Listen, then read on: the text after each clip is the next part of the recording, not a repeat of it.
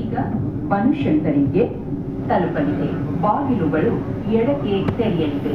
ರೈಲು ಇಳಿಯುವ ಮುನ್ನ ಪ್ಲಾಟ್ಫಾರ್ಮ್ಗೆ ಇರುವ ಅಂತರದ ಬಗ್ಗೆ ಗಮನವಿರಲಿ.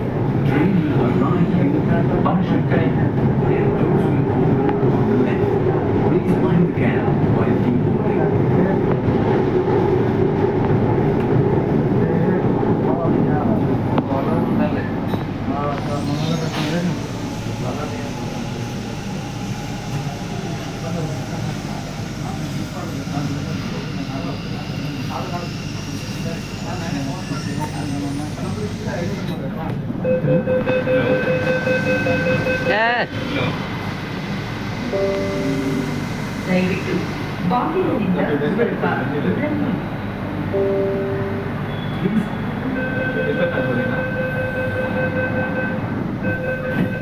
ಓಕೆ ಅಲ್ಲ ನಾನು ಸೈಡಲ್ಲಿ ಹತ್ರ ಇರೋಕ್ಕೆ